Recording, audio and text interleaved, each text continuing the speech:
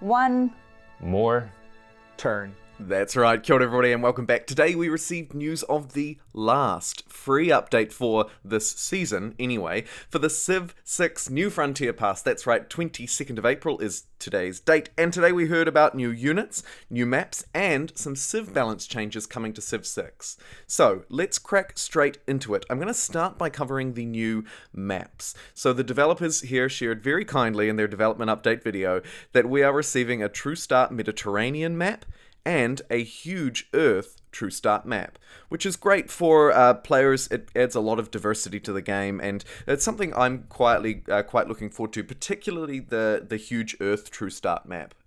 That's probably a missing map from the game for a long time. And then also, now I'd like to move into units. So the first thing which the developer is talking about here is a buff to the AI naval units. Apparently they're going to be much stronger and will be more challenged at sea, which is probably a good thing. We're also receiving 3 brand new units for every civ across the franchise. Line infantry, men at arms, and here we go.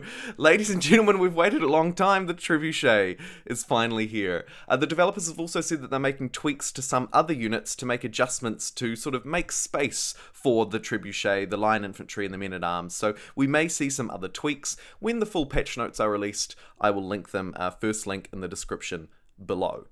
So that's the changes coming to units and the changes coming to maps. Now let's talk the really ultimate changes for this patch, and the changes that will probably impact your game the most, and that's balances to the civs in the game.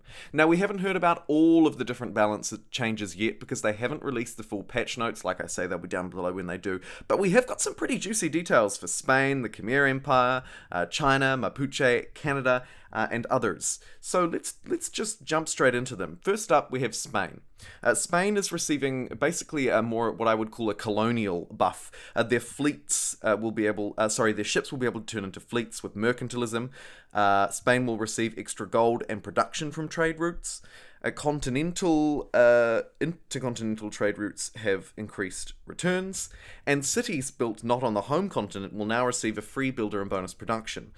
The Khmer have great food and faith additional bonuses per population, and an aqueduct buff as well, which will give them more amenities, which we always need, and farm adjacency bonuses are increased for them too. China is quite interesting. China receives their wonder buff, but now across all eras. So whenever you build a wonder with China, regardless of your leader, you'll receive an era-specific Eureka for that wonder, for every wonder. Mapuche receives some interesting bonuses as well, as you can see here. Basically, additional culture, production, and combat experience for units trained within his cities, even stronger for ones which weren't founded by him, and some changes to loyalties as well, so loyalty bonuses within 9 tiles, and civs within Golden Ages in particular will lose more loyalty when they lose in combat to Mapuche. Canada as well, where Canada is a really interesting one, receiving some even more insane buffs from farms on tundra and other tile improvements, and their unique unit is now not only cheaper, but also stronger. Sort of in line with the changes that are being made to the men at arms, I suspect.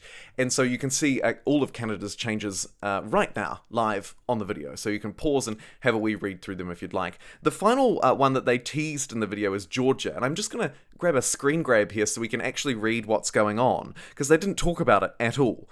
It looks like Georgia receives increased faith, plus 50%, and envoys, which we knew. When making dedications, you get the normal dedication as well as the additional Golden Era bonus, plus more production, and their unique unit replaces the men at arms and has some additional combat strength. That's all for today's teaser update for the final quote-unquote free update for Civilization 6. Will we receive more after this? We really don't know. The game's been out for 5 years now. Civ 5 had a lifespan of 6 years, so we could potentially see this update as the final one. Or we could see a whole new season. We really don't know. Until next time, please leave a like if you enjoyed and subscribe for more updates like this. And until then, let's all play one more Turn.